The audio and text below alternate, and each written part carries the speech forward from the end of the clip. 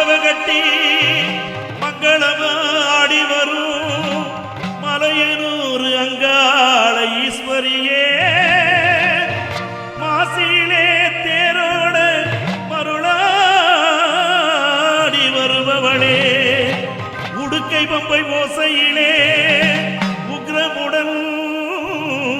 வருபவளே அடிதண்டம் பூடிதண்டம் போட